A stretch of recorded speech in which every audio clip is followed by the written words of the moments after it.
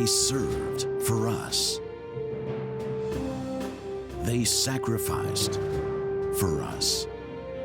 Their stories deserve to be told. Every military veteran has a story to tell.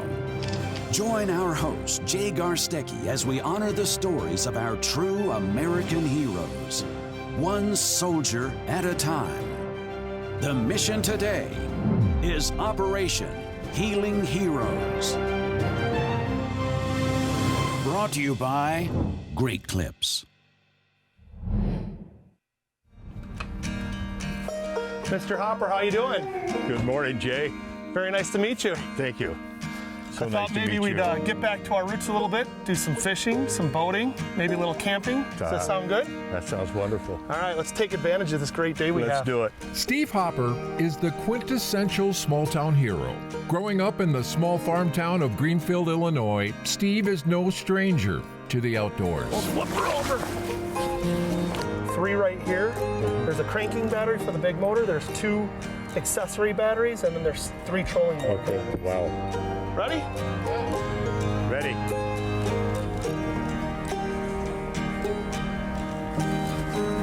In high school, Steve was a budding football star, dating a sparkling, spirited cheerleader named Jennifer. It's a lot of fun, actually. We got a beautiful day out here. Let's go get us some Gorgeous. fish. Yeah, let's do What do it. you think? Let's I think do it'll it. be a lot of fun. Yes, sir. If nothing else, we're gonna get a suntan. We'll catch something. Sounds great. Steve was indeed ready to tackle life with his sweetheart at his side and a new job. That was all he needed to pursue the American dream. But with the war raging in Vietnam, the government had different plans for Steve.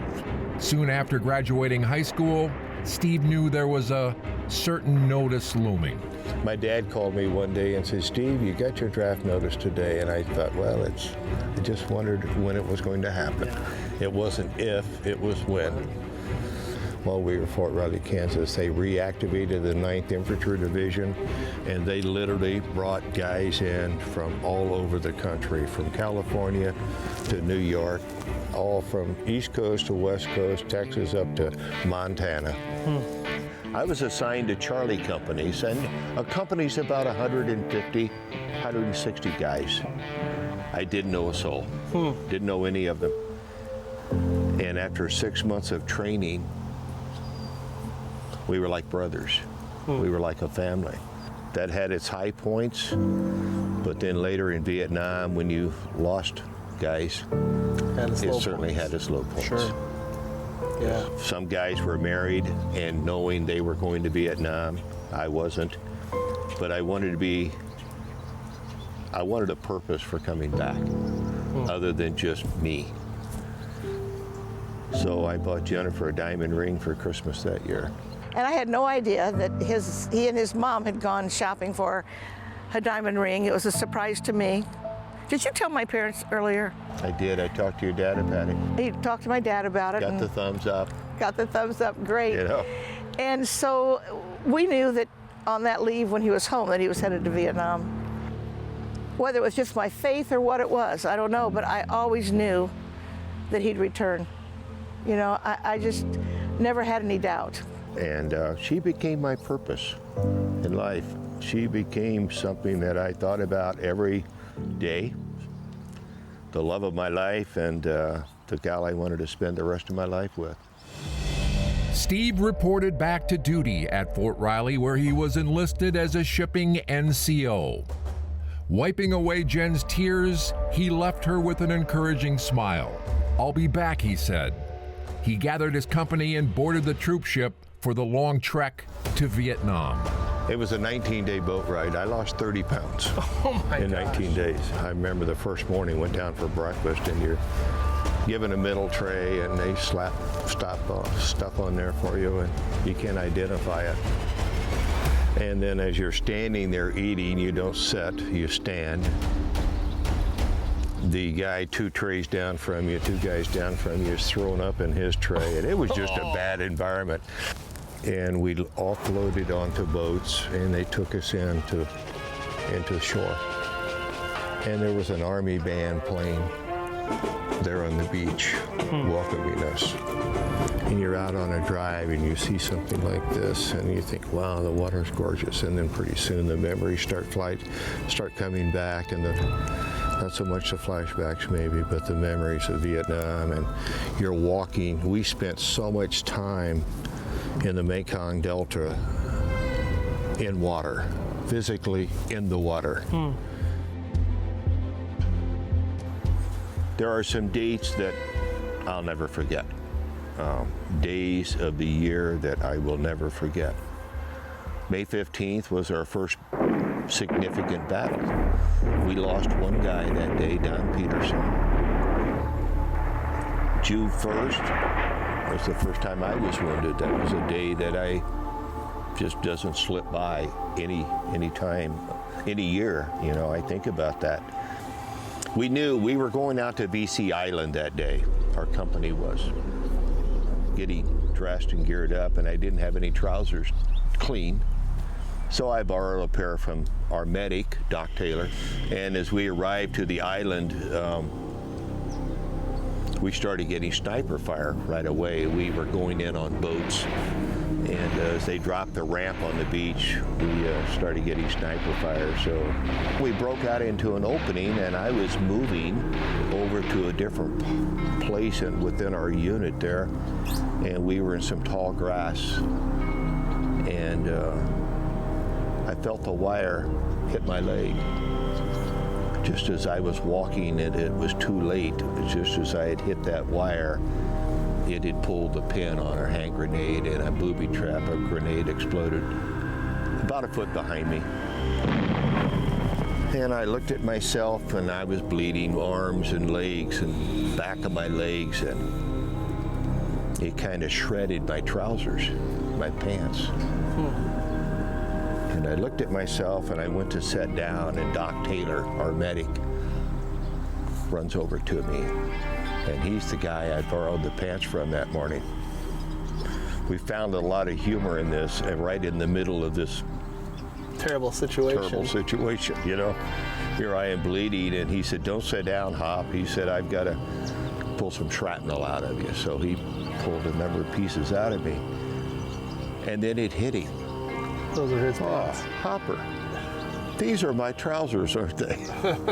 And we're both standing there laughing. How deep are we here? 2.5 feet? 2.5 feet, that's it. Very shallow. It's good to be out here. I mean, I tell you, I think this is about the most relaxing you're going to get, is being out on the water and just being outdoors in general. But I agree.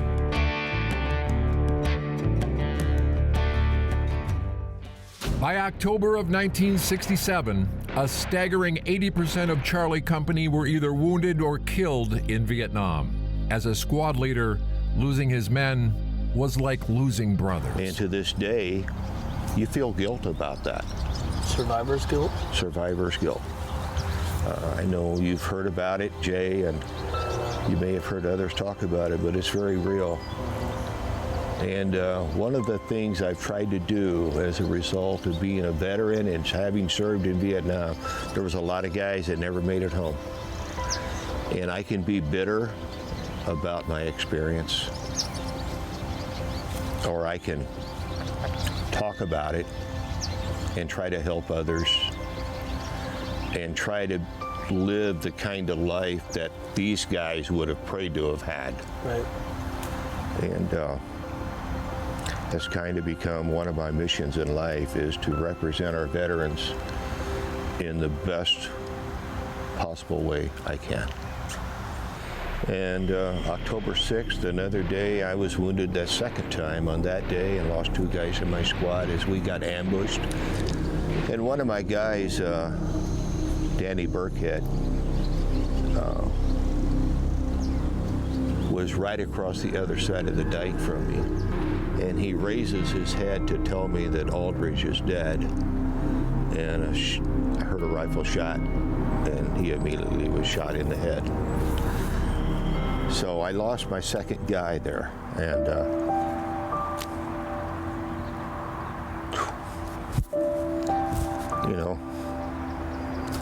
12 inches away. As it happened, and I was looking at him, I saw where the shot came from. I always kept a clip of tracers with me, and I popped my clip of tracers into my rifle and placed all 20 rounds right inside the opening where I'd seen the smoke. I started calling in artillery, and I was walking it in. Once you got it to where you wanted it to be, you would tell them to fire for effect, and they would start throwing the real stuff out there. And then as we needed to, we would adjust that. We would walk it into us, 5 yards, 10 yards at a time, right, left, drop 5, and they would drop it 5 yards, and it would be 5 yards closer. And I adjusted it so close I got hit with it myself, when it came down. But that was the second time I got wounded, was our own friendly fire, but it was to take out the enemy. I was just doing my job and protecting my boys, my guys. But in the eyes of Joe, our platoon sergeant, he saw it. It was pretty Heroic action. Pretty heroic, I guess. So yes, I was awarded the Bronze Star with the B device for valor and a second Purple Heart. But having been wounded the second time, I was now getting transferred out of the infantry, out of my unit. And at that point, I realized I'm going to make it home. I'm out of the conflict now, the daily missions, the every other day missions out in the field.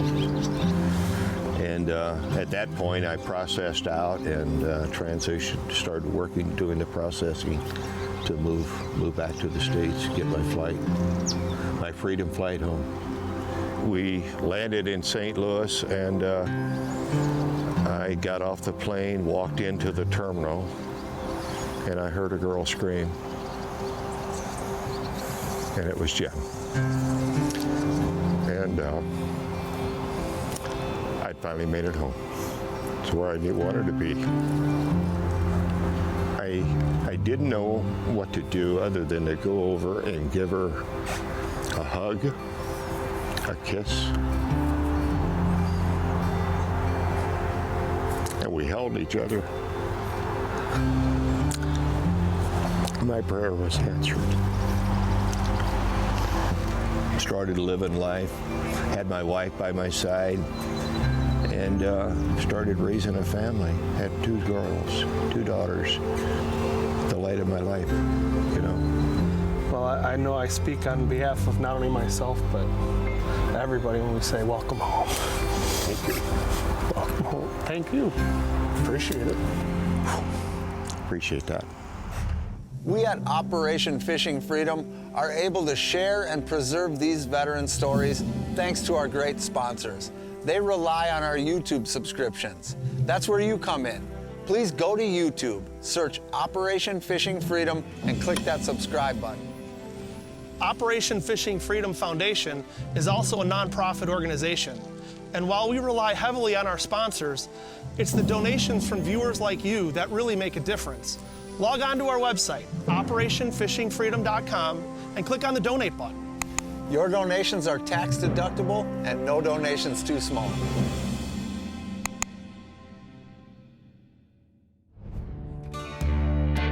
After returning from Vietnam, Steve Hopper suffered from the effects of PTSD for years, with crying, flashbacks, and nightmares. Yeah, there you go. You see, the men of Charlie Company never talked about what they saw or what they did after returning home from Vietnam. Nice. Way to go.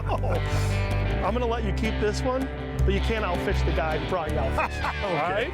It would be 23 years until Charlie Company would gather again at their first reunion.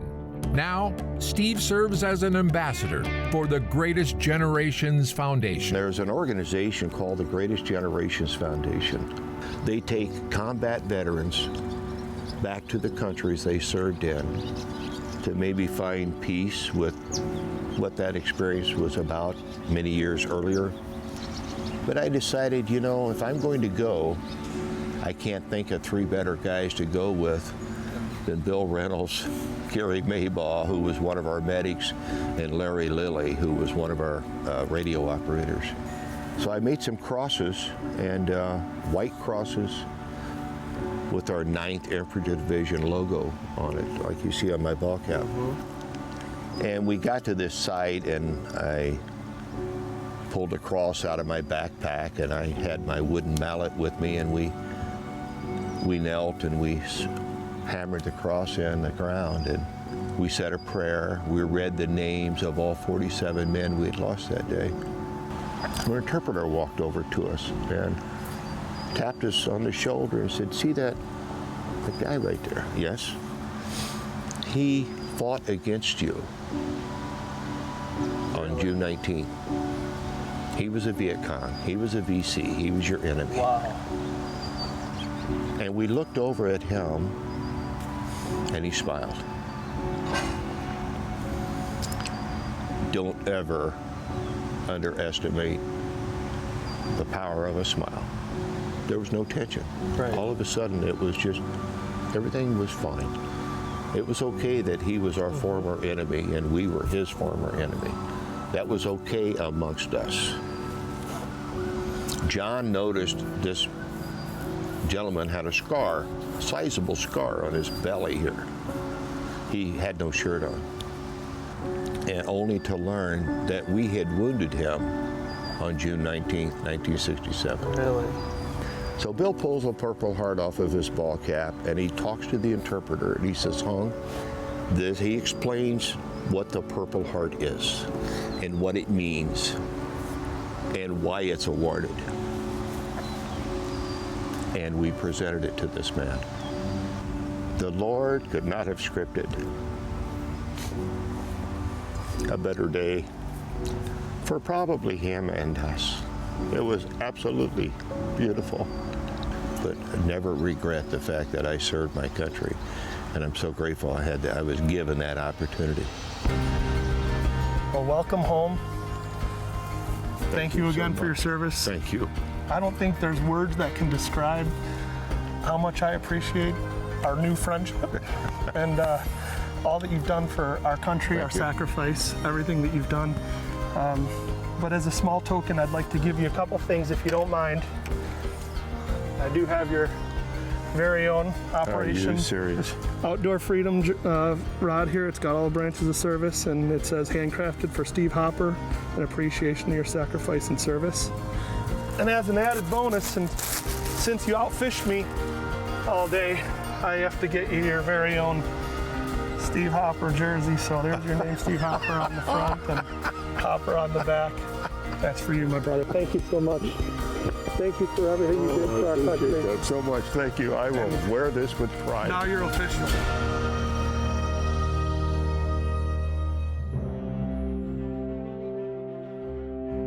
If you'd like to personally thank a veteran that you've seen in one of our episodes, or nominate a veteran to be featured in a future episode, log on to our website, OperationHealingHeroes.org, and click on the nominate button.